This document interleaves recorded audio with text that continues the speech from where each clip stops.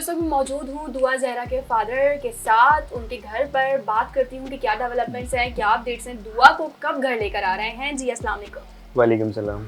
जी मुझे बताएं क्या अपडेट्स हैं इस वक्त। इस वक्त अपडेट्स ये हैं कि जैसे आपको पता है सिंध हाई कोर्ट ने ऑर्डर किया था कि इन्हें 19 तारीख को पुलिस यहाँ पे लेके आए। तो आईओ जो है वो इस वक्त लाहौर में मौजूद हैं। वो अपनी एफ़र्ट्स कर रहे हैं वहाँ पे पुलिस पंजाब पुलिस के साथ मिलके। अनफॉर्चुनेटली अभी तक उन्हें सक्सेस तो नहीं मिली, लेकिन हमें पूरा यकीन है कि वो जल्द ही बच्ची को और इन जो भी इसमें कल्प्रिट्स दूसरे हैं उनको लेकर यहाँ पे आ जाएंगे। मुझे बताइएगा कोई लीड मिली है इस वक्त तक कि क्या है, क्या कहाँ है वो इस वक्त? आप बता रहे थे कि वो अपने ठिकाने चेंज कर रहा है, ऐसी कुछ है? जी बिल्कुल ऐसे ही है। बाकी मैं लीड्स जो हैं वो उन्हें मिलती हैं, वो डेफिनेटली वो उस पर कर रहे हैं, लेकिन मैं उसको डिस्क्लोज़ कुछ ज़्यादा नहीं कर सकता क्योंकि एक ऑपरेशन है ये। ठीक है। मुझे ये बताइएगा ज़हीर की फैमिली के बारे में आपको कुछ पता चला? क्या बैकग्राउंड है उसका? कोई कॉल कोई रिसीव हुई है ज़हीर की फैमिली की जानिब से आपको, या दुआ ने कोई कोशिश की हो कहीं से भी आपसे कांटेक्ट करने के लिए? सिस्टर, मुझे किसी किस्म का कांटेक्ट नहीं किया गया। ठीक है। दुआ की तरफ से या किसी दूसरी जो पार्टी है मुझे कांटेक्ट नहीं हुआ। उनके बारे में जो इन्फॉर्मेशन है वो आप मीडिया से ही मुझे मिलती है कि वो ये करते हैं वो करते हैं। यूट्यूब चैनल्स पे उनके कुछ इंटरव्यूज़ आए जो उनके रिलेटिव्स के थे, वहाँ से उनकी हालत पता चली और मैं हैरान होता हूँ कि इतने इस किस्म के लोग इतना बड़ा फेल करें, तो यकीनन उनके पीछे बड़ा कुछ नेटवर्क है। बहरहाल हम उसको पूरा कोशिश करेंगे कि पूरा सब लोग बेनकाब हों।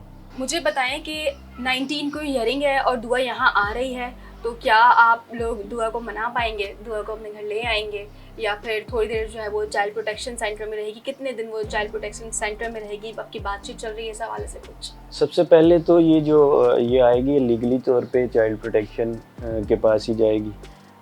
कितने दिन रहेगी वहाँ? मेरा ख्याल है कि जब ये हैंडओवर हमें जो है ये अदालत करेगी, क्योंकि अदालत के अंदर केस है। वैसे इसका बेटर आंसर तो मेरे लॉयर दे सकते हैं, लेकिन मैं जो इस चीज़ को समझा हूँ ये चाइल्ड प्रोटेक्शन में जाएगी। और जब इसका बयान अदालत में आएगा उसके बाद अदालत जो फैसला करेगी डेफिनेटली वैसे होगा। मुझे यकीन है, क्योंकि हमें अपनी बच्ची पर भी भरोसा है, और ये जो इस पूरे केस के ताने बाने हैं वो आप भी समझ सकती हैं कि किस डायरेक्शन में जा रही हैं। तो बच्ची जब आएगी तो वो खुद ही बताएगी कि उसके साथ क्या माजरा पेश आया। अच्छा मुझे ये बताइएगा, मैं जब निम्रा केस को देख रही हूँ तो वहाँ उनकी अम्मी ये कहती हैं कि उनकी बेटी घर से नहीं निकलती थी और उनकी बेटी पंजाब मुल्तान में है इस वक्त, ठीक है। और उनकी अम्मी का ये कहना है कि वहाँ से कुछ लोग जो है वो निम्रा को लेने आए थे, कुछ लोग साथ थे निम्रा को लेके आने के लिए। तो यहाँ दुआ जहरा केस में भी ऐसा ही कुछ है कि कुछ लोग डेफिनेटली दुआ को यहाँ लेने आए हैं। आप लोग और आपके मोहल्ले वाले भी यही बताते रहे हैं कि उन्होंने दुआ को कभी गली में तक नहीं देखा खेलते हुए, या आप लोग जो बताते हैं आपको घर का जो इन्वायरमेंट है वो भी ऐसी था कि वो ज़्यादा नीचे नहीं उतरती थी बिल्डिंग से भी, और जहाँ भी जाना होता था फैमिली के साथ।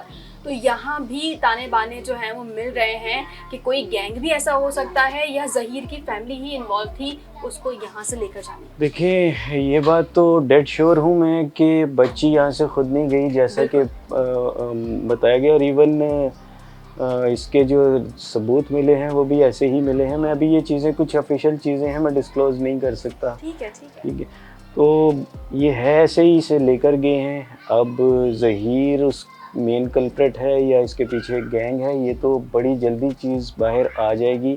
लाहौर में एक ऑपरेशन चल रहा है, मैं उसे भी डिस्क्लोज़ नहीं ऑफिशियली कर सकता, लेकिन जी बिल्कुल आप लोगों की दुआएं और ताउन मुझे दरकार है। मुझे यकीन है ये लोग पकड़े जाएंगे। उसके बाद ना सिर्फ मेरी बेटी बल्कि पाकिस्तान की जो दूसरी बच्चियां हैं उनके लिए भी हम उनकी भी मदद होगी इस सिलसिले से। बिल्कुल। अच्छा मेरा आखिरी सवाल ये होगा, जब दुआ आपके पास आ जाती है, ठीक है, बेशक आप लोगों की जानिब से ये है कि निकाह नहीं हुआ, जो मैंने आपकी वाइफ से भी किया, अगर वो जिद करती है कि ज़हीर के साथ ही रहना है, या फिर थोड़े टाइम बाद जब उसकी एज वो हो जाती है शादी के लायक, तो फिर क्या आप लोग एक्सेप्ट कर लेंगे? देखिए मैं इसमें मेरी बच्ची की जो विल है वो मैं उसे एक्सेप्ट करूँगा, लेकिन बच्ची की विल की एक एज होती है, ठीक है। जब मेरी बच्ची इस शादी की एज को पहुंचेगी 18+ ईयर्स, तो डेफिनेटली हम उसकी जो ख्वाहिश होगी उसका एहतराम करेंगे। कंसिडर करेंगे। फ़िलहाल तो आपके सामने डॉक्यूमेंटेशन भी है और ये केस तो बिल्कुल ही डिफरेंट है जैसे नॉर्मल शादी का केस होता है। तो फ़िलहाल तो ये खुद ही आके बताएगी कि इसके साथ जो हुआ वो आप सब लोग देखेंगे और उसके बाद आप इसके पीछे एक बहुत बड़ी एक माफिया आपको नज़र आएगी। बाकी हम लोग एक बड़ी ब्रॉड माइंडेड फैमिली हैं। अगर बच्ची या कोई भी हमारी फैमिली में अपनी ख्वाहिश का एहतराम करता है तो ये तो हदीस से पाक भी है कि बच्चों की ख्वाहिश का एहतराम तो वैसे भी करना फ़र्ज़ में से एक है, क्योंकि बेसिकली उन्होंने ज़िंदगी गुजारनी होती है। इसमें तो सब माँ बाप को इस चीज़ को करना चाहिए। इस केस के अंदर चूँकि इशू थोड़ा डिफरेंट है, आप सबको ये दिख रहा है कि बच्ची का बिल्कुल एक यानी बिल्कुल डिफरेंट तरीके से उसके जो ग्लासेस तक उसके घर पे हैं, तो इसको हमने इस तरह से टेक ओवर किया और इसमें जो ताने बाने जा रहे हैं वो डेफिनेटली एक इसके पीछे कुछ और लोग हैं।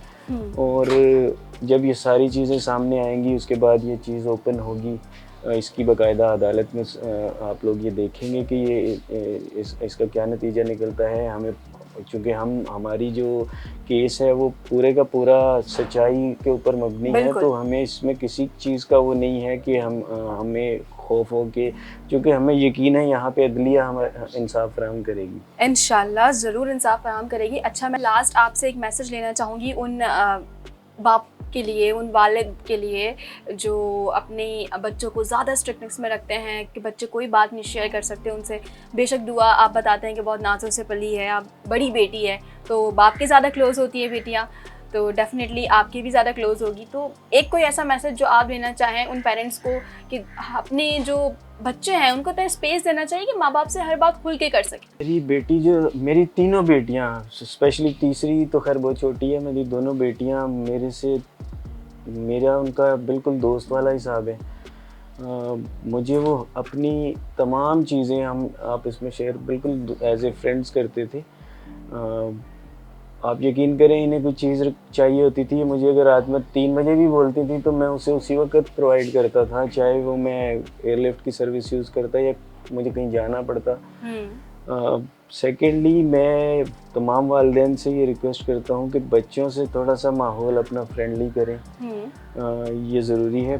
ख़ुसूसन बच्चियाँ जो हैं वो भले ही बाप से ज़्यादा करीब होती हैं, लेकिन माँ से कुछ चीज़ों में वो माँ से शेयर उसकी डेफिनेटली ज़्यादा शेयरिंग होती है। एक पॉइंट में बहुत ज़रूरी जो मैं ये देना चाहूँगा आपके चैनल के तवज्जुह से, देखें, इस तरह का अगर इंसिडेंट किसी के साथ हो जाए तो मैंने इस चीज़ को फेस करने के बाद मैंने देखा कि अक्सर लोग 90+ लोग जो थे वो इस इंसिडेंट में चुप करके घर बैठ जाते थे कि बच्ची का मामला है और बच्ची ने तो जो हो गया, अब ये हमारी इज़्ज़त ख़राब हो जाएगी। लेकिन मैं ये समझता हूँ कि अगर आप खुदा न खास्ता किसी के साथ ऐसा इंसिडेंट हो तो उसे पूरा इस चीज़ के लिए जो है अपनी बच्ची को सपोर्ट करना चाहिए। एटलीस्ट वो ये तो चेक करें कि इंसिडेंट क्या हुआ, बच्ची अपनी विल से गई या जैसा इस केस में नज़र आ रहा है, क्योंकि ऐसे केसेस भी बहुत होते हैं कि बच्चों को उठा लिया जाता है, उसके बाद वो एक निकाहनामा शो करते हैं और फिर उसके बाद बच्चे गायब। उसका बिल्कुल नहीं पता चलता कि वो क्या बना, कहाँ गए, और उनको सेल कर दिया जाता है मुख्तलिफ मुल्कों में। तो आप ये इसे इज़्ज़त बेइज़्ज़ती वाला मामला नहीं बनाएं, आप अपने बच्चों की साइड लें। सिंध गवर्नमेंट इस सिलसिले में बड़ी अच्छी एक उन्होंने इनिशिएट लिया हुआ है, उनकी एक हेल्पलाइन है, मुझे उसका एग्जैक्ट नंबर याद नहीं, शहला रज़ा मैडम उसको डील करती हैं, 1094 है शायद या समथिंग। आप उस पर कॉल करें, उसके बाद आपको वो पुलिस की कंप्लेन भी वही करवा के देंगे और पूरा इसका जो सिस्टम होगा उसमें आपको वकील तक यानी लीगल टीम तक फ्राहम की जाएगी। उनका ये बड़ा अच्छी चीज़ है।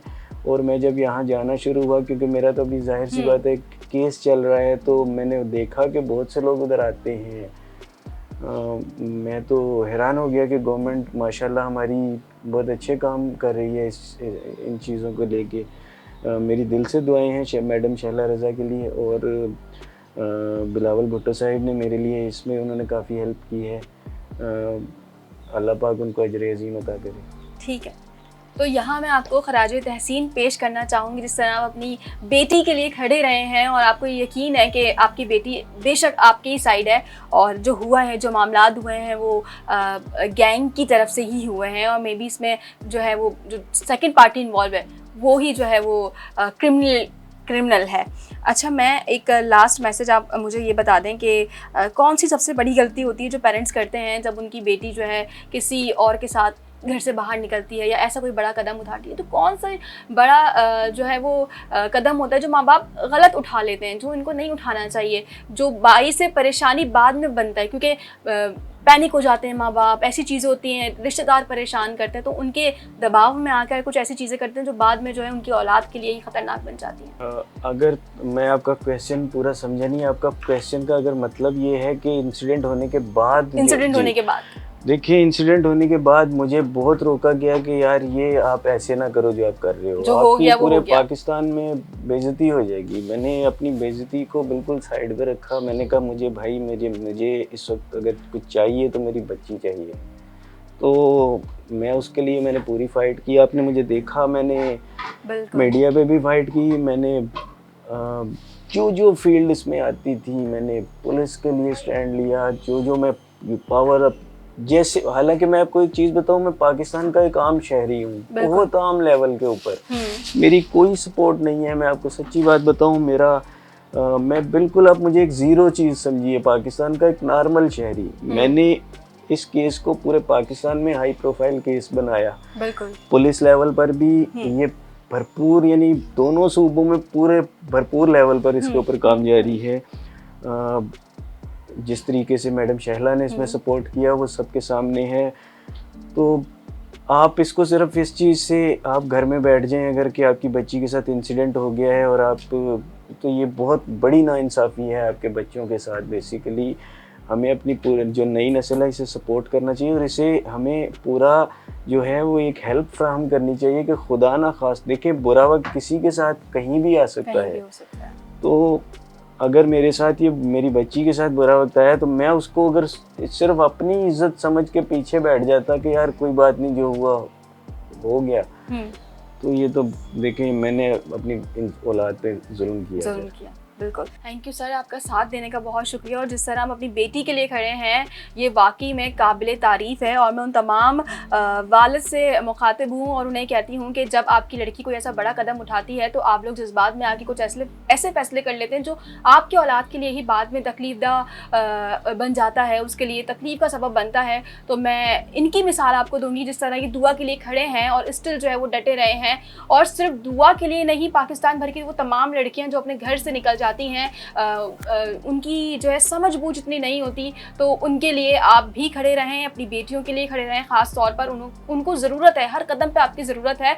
और अगर ऐसी लड़कियां जो इस तरह के कदम उठा लेती हैं और वापस जो है वो अपने घर को आना चाहती हैं तो उनको वेलकम कीजिए, खुले दिल से वेलकम कीजिए। ज़रूरी है कि अपनी औलाद को अपनाया जाए, खुले दिल से अपनाया जाए। तो इसी मैसेज के साथ मैं आपसे लूँगी अलविदा। आप देखते रहिए वॉइस ऑफ नेशन। हमारी वीडियो को ज़्यादा से ज़्यादा शेयर कीजिए, चैनल को सब्सक्राइब कीजिए, अपनी होस्ट महक सईद को दीजिए इजाज़त।